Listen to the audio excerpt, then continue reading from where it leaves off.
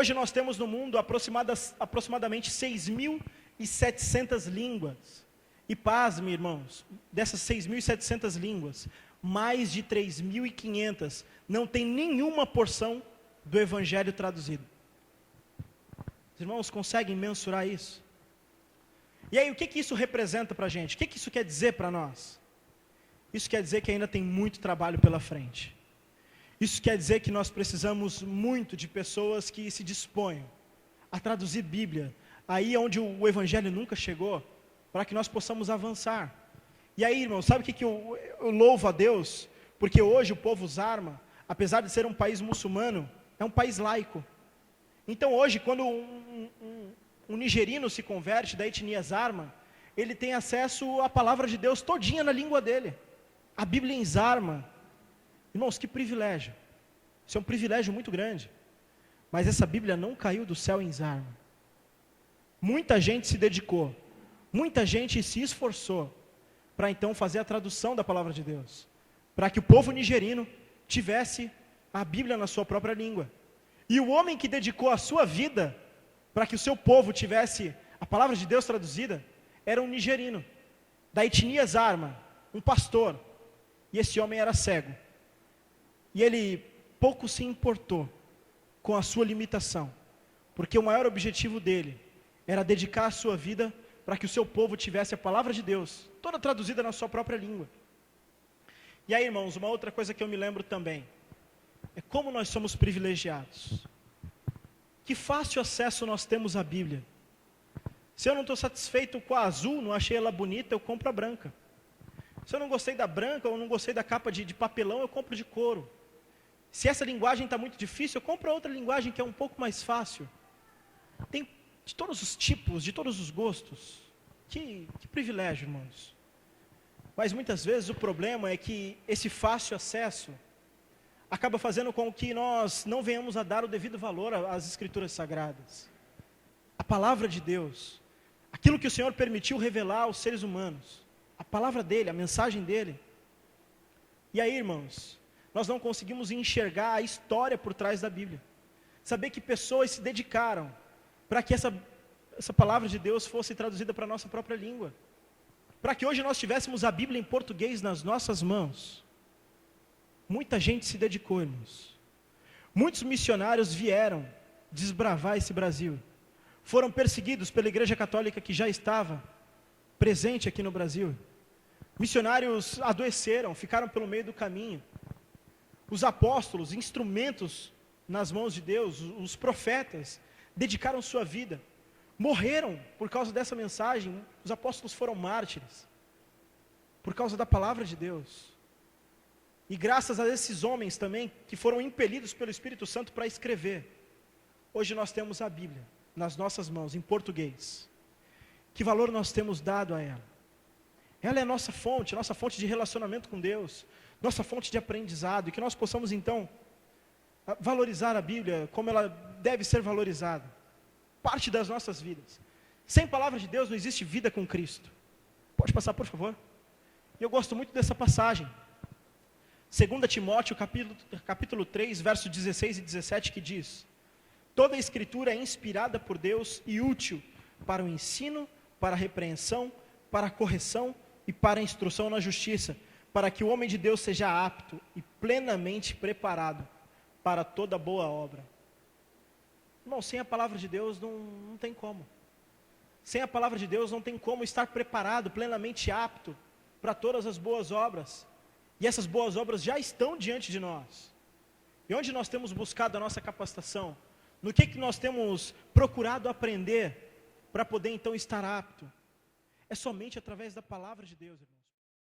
O Dr. Peter, líder da igreja norte-coreana, estava nos contando a respeito de um homem que compreendeu o valor das Escrituras, que compreendeu esse tesouro que nós temos nas mãos.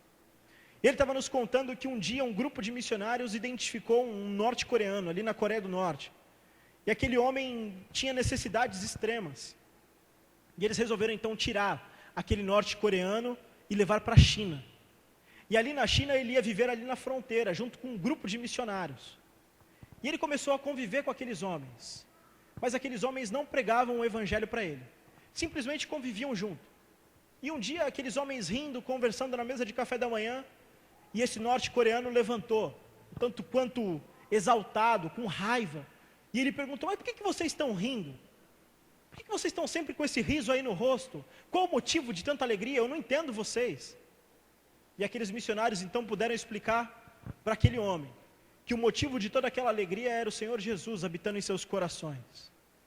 E aquele homem, sem saber o que era Jesus Cristo, pensando que era algo material do qual ele pudesse manusear, ele estendeu a sua mão e disse: então me dá esse Jesus, eu também quero. E aqueles homens então puderam explicar para ele o que era Jesus habitando os corações e governando a vida de uma pessoa. E aquele homem falou: então eu quero esse Jesus governando a minha vida. E naquela hora eles fizeram uma oração. E aquele homem começou a orar, e no final da sua oração, sem que ninguém dissesse nada, esse homem começou a confessar os seus pecados. Sem que ninguém pedisse, ele começou a confessar um a um. Era o Espírito Santo de Deus atestando e mostrando àquele homem o seu estado de pecaminosidade, a sua necessidade de Deus. E aquele homem levantou então daquela oração, com os olhos cheios de lágrimas, e ele falou: eu preciso voltar para a Coreia do Norte. E mais, eu quero Bíblias. A minha família está lá e eles nunca ouviram falar desse Jesus. Eu quero levar Bíblias para eles. Coloquem 5 Bíblias na minha mochila e eu estou voltando para a Coreia do Norte. E aqueles missionários disseram para ele: mas lá você sofre necessidade, você não tem comida. Se eu colocar 5 Bíblias na sua mochila, olha o tamanho dela, eu vou encher sua mochila. Não vai sobrar espaço nem para você levar comida para a sua família. E aquele homem disse o seguinte: tendo conhecido a preciosidade que eu acabei de conhecer, quem é que se importa com comida? Um homem que compreendeu que a Bíblia é um tesouro, que compreendeu que ela é a nossa fonte de alimento espiritual, e a valorizou muito mais do que o alimento físico. Um obreiro será apto se ele estiver bem preparado na palavra. E aí, irmãos, muito simples, a palavra de Deus nos capacita. Nós precisamos estar aptos. E eu queria contar agora um outro testemunho, que o pastor Peter nos contou acerca de um outro norte-coreano.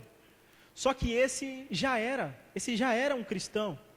E ele queria muito poder compartilhar da sua fé com alguém ali na Coreia do Norte, mas ele não podia compartilhar da sua fé com outro norte-coreano, porque as chances dele parar num campo de concentração eram muito grandes.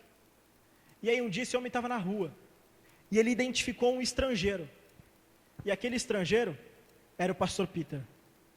E ele então fez um sinal para o pastor Peter, se aproximou, e ele queria cumprimentar o pastor Peter, ele queria fazer algum sinal, mostrar que ele era um cristão. E aí ele então apertou a mão do pastor Peter, e ele começou a apertar muito, tipo, como quem dissesse: eu sou seu irmão, mas ele não conseguia expressar aquilo. E aí ele então começou a fazer cócegas na mão do pastor Peter. E aí o pastor Peter conta que ele se assustou, tirou a sua mão e foi embora. E ele chegou em casa e começou a pensar sobre o que tinha acontecido. E foi aí então que deu um estralo na sua mente. E ele percebeu que, na verdade, aquelas cócegas na mão dele, aquele homem estava tentando indicar os cravos na mão de Cristo. E aí ele falou: eu preciso encontrar aquele homem novamente. E ele começou a orar, pedindo a Deus essa oportunidade. Mas 3 dias depois ele voltaria para a China. E aí passou o primeiro dia, nada. Passou o segundo dia, nada. No terceiro dia, ele encontrou novamente aquele homem. E então começou a conversar com aquele homem. E aquele homem falava da sua fé para ele. E ele então chamou esse homem para ir tomar um café. Ele disse que um costume muito interessante ali na Coreia do Norte é que você não pergunta assim para a pessoa: tudo bem? Você pergunta: você teve café? E se aquela pessoa disser: sim, eu tive café, então ela teve um bom dia. E aí ele então chamou aquele homem para tomar um café e perguntou se ele tinha tido um café. E aquele homem disse que sim, mas o pastor Peter percebeu que não. Aquele homem não tinha comido nada aquela manhã. Então o levou para tomar um café com ele. E aí no meio daquele bate-papo, aquele homem começou a falar da sua fé. E o pastor Peter conta que ficou tão quebrantado com a vida daquele homem, que ele falou: olha, o que eu posso fazer por você? Eu quero te ajudar, me dá uma oportunidade de te ajudar. O que eu posso fazer para abençoar a sua vida? E aquele homem disse: olha, eu tenho 3 pedidos. O primeiro deles é que aqui na Coreia do Norte nós não temos igreja. Então, durante todo esse tempo que eu caminhei com Jesus, eu juntei o meu dízimo. Eu queria pedir para que você levasse para uma igreja, para que eu pudesse me sentir parte disso, ser um dizimista. E o meu segundo pedido é que aqui na Coreia do Norte não tem igreja. Então eu nunca passei pelas águas do batismo. Eu gostaria muito, antes de me encontrar com Cristo na glória, poder passar pelas águas do batismo. E terceiro, tendo sido então batizado, eu gostaria muito de pelo menos uma vez na vida participar da Santa Ceia. Esses são os meus 3 pedidos. E aí o pastor Peter conta que ficou ainda mais sensibilizado com a situação daquele homem, com a devoção daquele homem. Ele falou: olha, você ainda não me pediu nada. Me peça mais alguma coisa, o que você quer?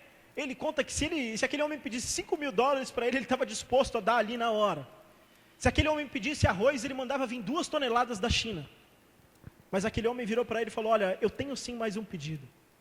Eu gostaria muito de ter uma Bíblia. Há um tempo atrás eu tive acesso a uma Bíblia. E eu pude estudá-la, o máximo que eu pude. Mas ela foi arrancada de mim. Mas antes dela ter sido arrancada de mim, eu pude decorar o livro de Mateus e de João. E é disso que eu me alimento diariamente. Mas eu gostaria muito de pelo menos mais uma vez na minha vida poder ter acesso às Escrituras. Porque eu compreendo que é ela que me torna apto para toda boa obra. E aí, irmãos, que coisa tremenda. Um homem que poderia ter tantos desejos no seu coração, mas tudo que ele mais desejava era a palavra de Deus. Tudo que ele mais desejava eram coisas que fortaleciam a sua devoção, coisas que fortaleciam o seu relacionamento com Deus. E nós temos alvos, irmãos. Nosso alvo é enviar 300.000 exemplares da Bíblia para o Irã, em 5 anos. 5 anos, 300.000 exemplares. Cada Bíblia, já com o seu envio, tem custado cerca de $10.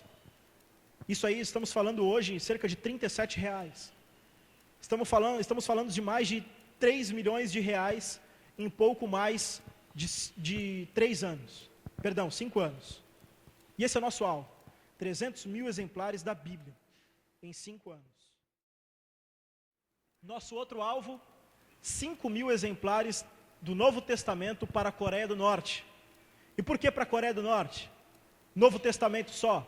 Porque o Antigo Testamento ainda não terminou de ser traduzido. A língua ela sofre mutações. E hoje já existe a língua norte-coreana moderna.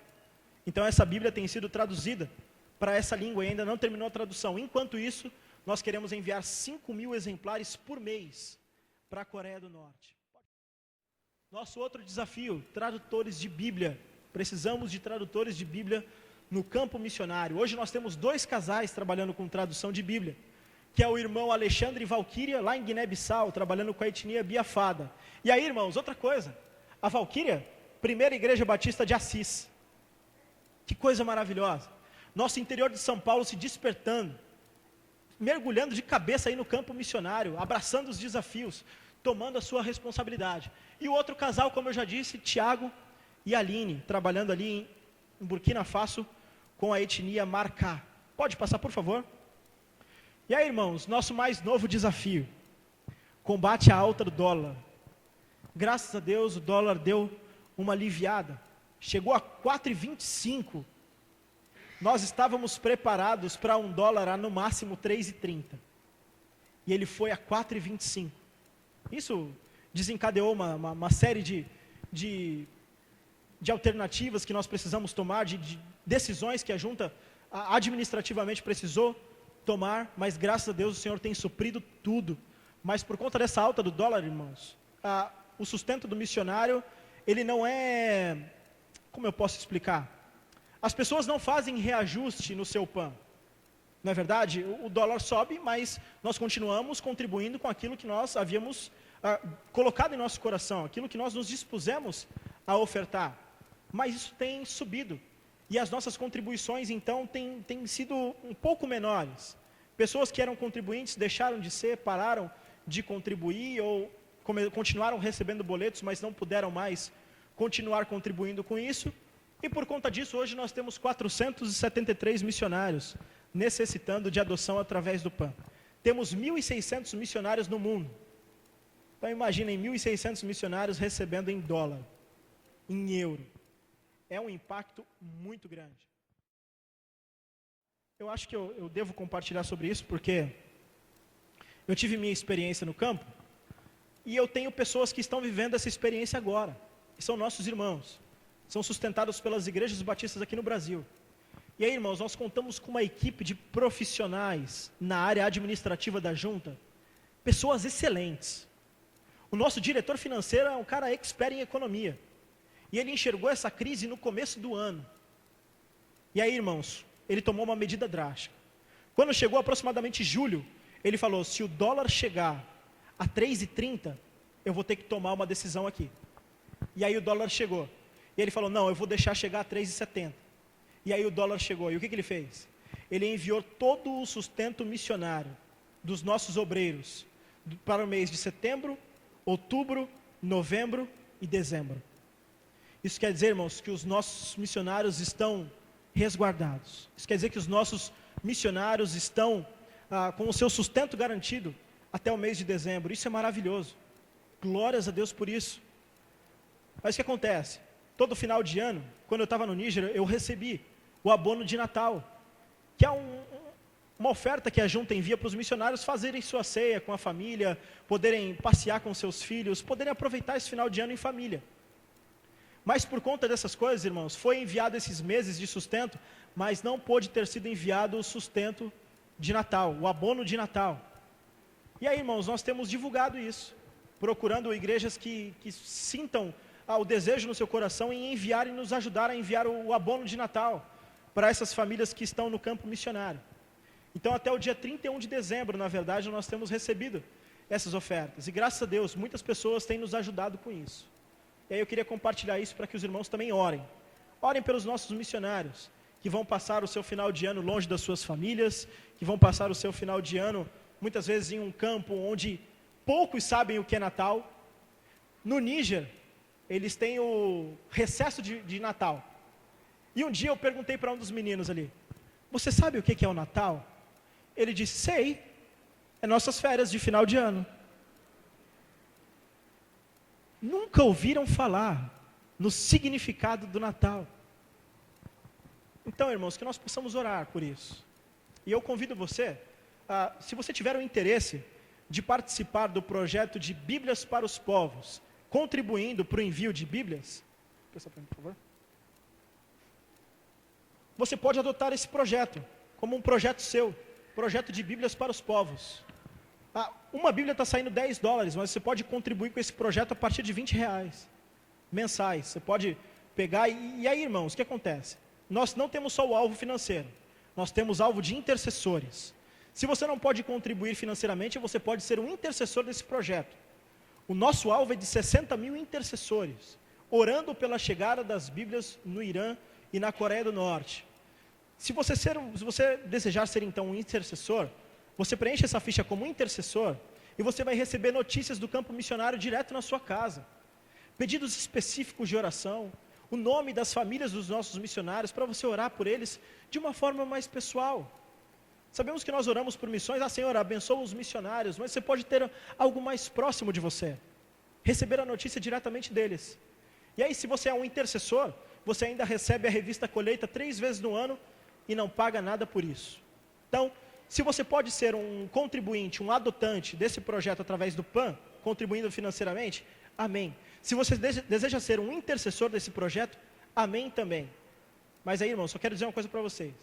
Não fique de fora daquilo que Deus está fazendo no mundo. Que nós possamos juntos estender a mão para o Irã, juntos estendermos a mão para a Coreia do Norte. Amém? Que nós possamos então abençoar aquele povo, nossa família, família de Deus, família em Cristo. Que nós possamos nos lembrar deles de uma forma muito especial. E também, claro, se você deseja no seu coração um dia ser um missionário de campo, vem com a gente, faz a sua inscrição.